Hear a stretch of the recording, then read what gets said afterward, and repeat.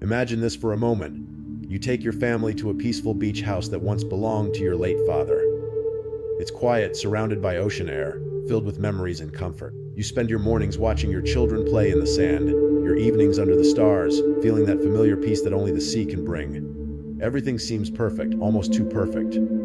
Then, one night, your son walks into your room, pale and trembling, and whispers that he hears scratching inside his bedroom wall. You laugh softly, thinking it's probably just the wind, maybe the house settling. But when you lean close to listen and realize the wall is breathing back, that's when your nightmare truly begins. When my father passed away, he left behind a small beach house in Delaware. It wasn't anything fancy, just 2 floors, a quiet porch, and a view of the ocean that seemed endless. He had rented it out for years, so I never really stayed there before. But after he was gone, I wanted to keep a part of him alive.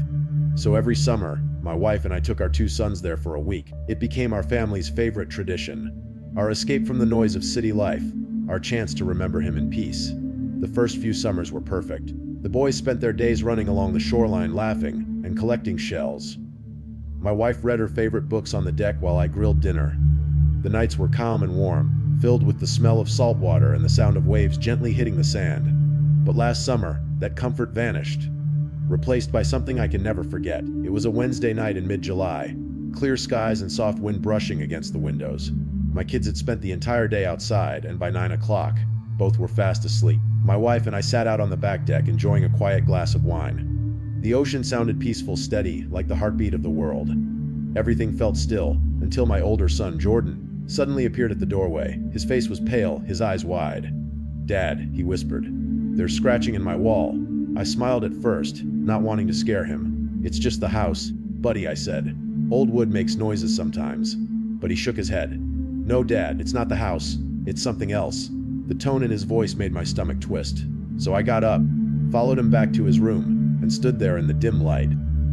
For a few seconds there was nothing. The air felt still, the silence thick. Then, faintly, a soft, deliberate scratching sound, like fingernails sliding slowly along the inside of the wall. My first thought was rats, but it didn't sound like rats. It was slower, heavier, almost cautious.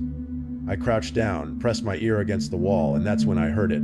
Breathing. Not the sound of pipes, not the hum of wind, actual breathing. Slow, deep, human breathing. My entire body froze. The sound was so close I could almost feel it.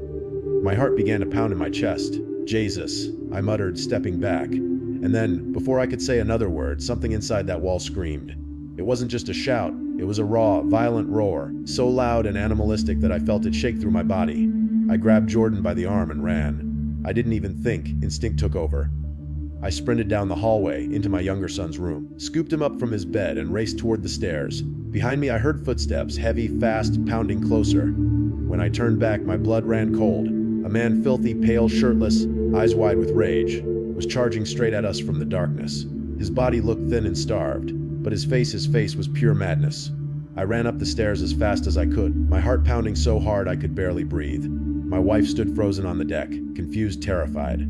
I yelled for her to take the kids and run. Then I slammed the sliding glass door shut just as the man hit it with full force. The glass shook violently. I thought it would shatter. His hands smeared the surface with something dark. Maybe dirt, maybe blood. And he kept pounding on the glass, screaming words I couldn't understand. He looked like a wild animal trapped in human skin. I pressed my shoulder against the door with all my strength while my wife called the police. Those seconds felt endless. His face inches from mine, his breath fogging the glass, his eyes filled with something primal and broken. Then, finally, I saw blue lights flashing outside. 2 officers burst into the house within moments. One tackled the man from behind, the other restrained him. The screaming stopped, and suddenly, the silence felt even worse than the noise. The police searched the entire house for nearly an hour. None of us could speak. The kid sat trembling in my wife's arms, too scared to even cry. I kept asking, how did he get in? But no one could answer. Then one of the officers called from outside. "Sir, you need to see this." Behind the house under the back porch, they found a small wooden hatch, almost invisible beneath the weeds. When they opened it, a foul smell escaped. Inside was a dark, narrow crawl space that stretched beneath the entire house. And at the far end, there was a hole leading directly into the wall beside my son's bed. That's how he had been getting inside. The next morning, a detective called me with more information. He told me the man had been living inside our walls for months. He'd broken in during the off-season, when the house was empty, and built a small shelter in that crawl space. He survived by stealing food from nearby houses and our own kitchen when we were asleep. The detective said the man had been watching us, learning our routine, our habits. He had been waiting for the right moment. That night, he decided to come out. When I heard that, I felt my stomach drop. For months, my kids had been sleeping peacefully, while a stranger lived just a few feet away, breathing behind the walls. Every night we laughed, cooked, and told bedtime stories. He was right there, listening. That realization still makes me sick. We left the house the next morning. I hired professionals to seal off the crawl space and inspect every corner of the property. They found remnants of his life under there. Half-eaten food, old clothes, a flashlight, and scraps of newspaper.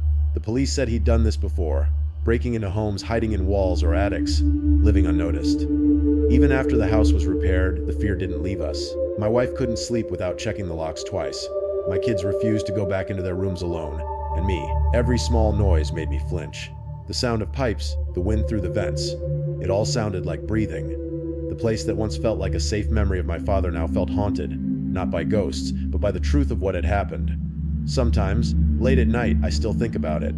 I picture that man lying there in the darkness, just inches away, listening to us live our lives.